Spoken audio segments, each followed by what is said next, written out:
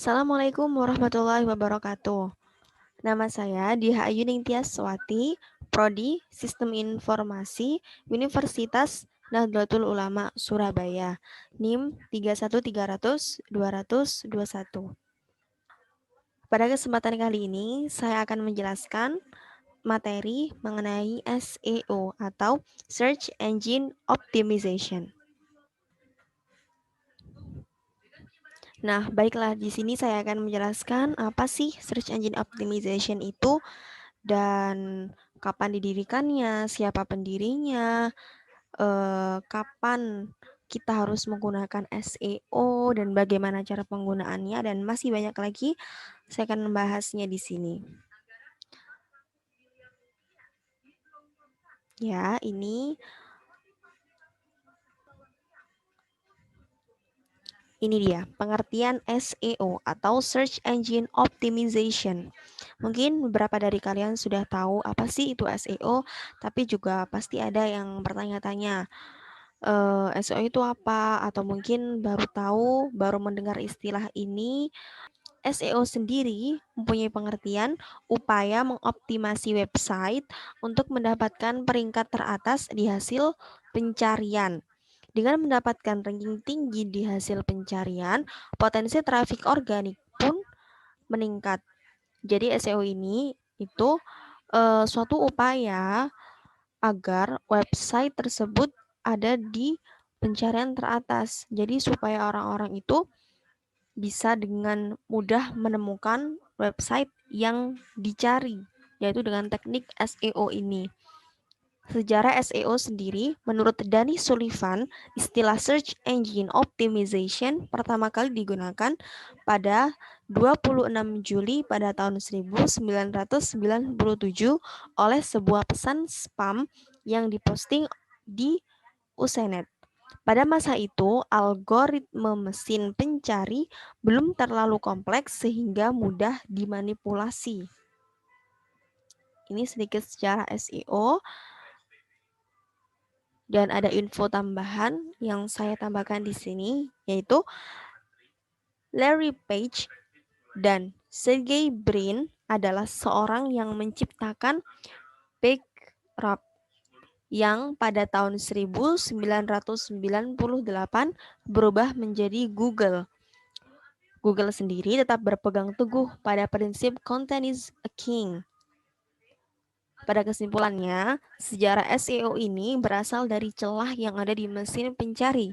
Jadi antara SEO dan Google itu masih saling berkaitan. Selanjutnya, ya, mengapa sih kita harus menggunakan SEO? Apa sih untungnya? Nah, di sini kita akan bahas sedikit. Mengapa kita harus menggunakan SEO? Karena salah satu teknik yang dapat meningkatkan popularitas bisnis secara online adalah teknik SEO ini.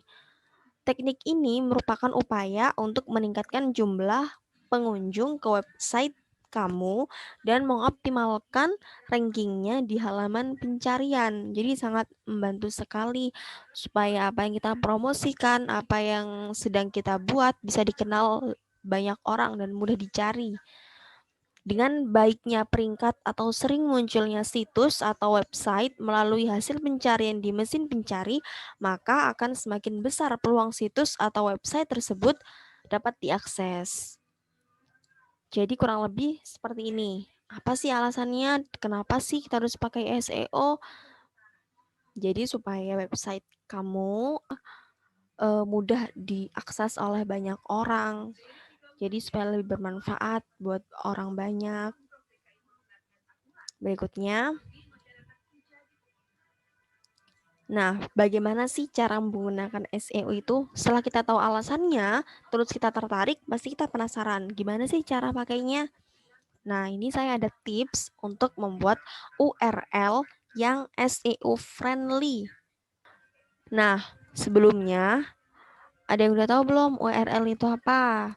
Nah, URL itu adalah alamat untuk mengacu pada suatu objek digital yang ada di internet. Objek tersebut berubah macam-macam, misalnya halaman web, gambar atau foto, audio atau suara atau musik, video, dokumen digital, dan sebagainya. Nah, itu dia URL itu. Yang pertama, tipsnya, jika memungkinkan, gunakan URL yang singkat dan pendek. Hapus kata-kata yang tidak perlu. Tujuannya supaya mudah diingat sama orang. Jadi, kalau misalnya butuh sesuatu, jadi orang tersebut langsung ingat. Kalau panjang-panjang kan sering lupa gitu ya. Jadi biar mudah diingat oleh banyak orang. Jadi lebih sering lagi dikunjungi. Nomor 2, tambahkan target keyword di URL. Jadi biar jelas, jadi ketahuan apa sih targetnya. Yang ketiga, sebaiknya judul dan URL sesuai. Nah, ini harus berkesinambungan supaya orang tuh nggak bingung. Judulnya ini, kenapa URL-nya kayak gini, gitu. Jadi biar sesuai. Selanjutnya, URL harus bisa terbaca oleh pengunjung situs. Jadi, URL-nya harus jelas. Yang kelima, jika memungkinkan hapus berbagai kategori dan folder biar tidak penuh gitu ya. Next, tips and trick. Kalau kalian pingin buat SEO itu apa sih yang kira-kira konten apa gitu yang menarik untuk dibuat dan supaya orang lain tuh bisa tertarik mau mengunjungi website kita. Nah, ini dia ada 6 jenis konten yang bisa meningkatkan jumlah traffic website dan kualitas SEO, Search Engine Optimization. Yang pertama, panduan atau tutorial. Tutorial cara menggunakan laptop yang baik dan benar itu seperti apa, tutorial menggunakan masker mungkin, atau tutorial make up yang udah sering kita lihat di vlog-vlog di YouTube. Bisa seperti itu akan lebih banyak mengundang orang untuk mengunjungi website kita. Yang kedua, ada infografik. Infografik itu representasi visual informasi, data atau ilmu pengetahuan secara grafis. Jadi grafik ini tuh memperlihatkan informasi rumit namun dengan singkat dan jelas seperti pada papan, peta, jurnalisme, penulisan teknis, dan pendidikan. Tuh. Yang kedua ada daftar atau list. Jadi kayak list daftar lagu populer di tahun 2020. Selanjutnya ada wawancara. Kalau sekarang kan lagi musim corona, kesehatan. Jadi kita wawancara ke pihak-pihak yang bersangkutan kayak dokter atau siapa yang mampu memberikan informasi lebih lanjut mengenai gimana sih supaya kita lebih sehat, hidup sehat itu seperti apa gitu. Selanjutnya ada review memakai laptop ini, review memakai menggunakan buku ini sebagai acuan belajar atau apa. Jadi kita bisa menjelaskan kepada masyarakat, kepada orang yang mau melihat website kita, sebelum mereka menggunakan, mereka udah tahu nih kalau pakai ini tuh kayak gimana gitu. Jadi itu review. Selanjutnya ada video dan podcast. Ini hampir sama seperti wawancara, namun di podcast ini kayak lebih eye to eye, dari 4 mata gitu. Jadi lebih jelas informasi yang didapat, terus juga lebih intim atau lebih personal. Selanjutnya tentang on page SEO, Search Engine Optimization. Dalam penulisan artikel SEO on page, apa saja sih yang harus ada? Nah, yang pertama, membuat konten yang berkualitas. Buatlah konten berkualitas. Jadi usahakan buat sesuatu itu yang bermanfaat, bisa motivasi orang, bisa membawa dampak yang positif, seperti itu. Menurut saya. Nah, selanjutnya adalah tentukan target keyword. Jadi kita sudah harus menentukan nih sebelum buat. Kita mau targetnya seperti apa? Kita mau tujuannya ini buat apa? Jadi biar jelas. Selanjutnya membuat judul yang memikat dan menggambarkan isi dari SEO yang mau kita buat.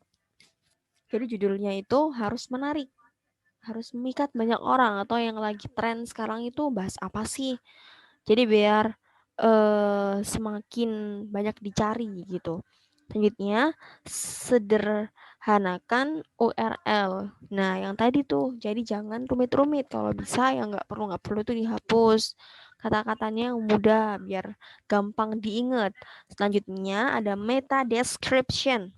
Nah, meta description adalah sebuah deskripsi singkat tentang konten yang kita buat.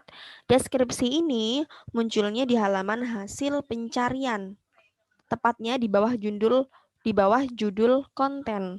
Selanjutnya, optimasi SEO pada media gambar. Jadi mengoptimalkan pada media gambarnya. Selanjutnya ada outbound link. Outbound link sendiri adalah ini kebalikan dari inbound link atau backlink. Link ini dibuat oleh pemilik situs yang dibuat dengan tujuan untuk mengarahkan pengunjung ke sebuah halaman di luar situs pemilik sebagai rujukan atas sebuah hal. Supaya orang tuh bisa mendapatkan informasi nggak cuma dari satu sisi aja, bisa dari sisi yang lain. Selanjutnya, membuat internal link. Nah, ini dia tentang on page SEO yang bisa saya jelaskan sedikit banyaknya seperti itu. Thanks for watching this video. Di sini saya ada sedikit quotes buat kita. The best time for new beginnings is now. Jadi waktu terbaik untuk memulai sesuatu adalah sekarang. Jangan tunggu besok, jangan tunggu nanti. Terima kasih atas waktunya mau melihat video saya. Kurang lebihnya saya mohon maaf. Terima kasih. Wassalamualaikum warahmatullahi wabarakatuh. Bye-bye.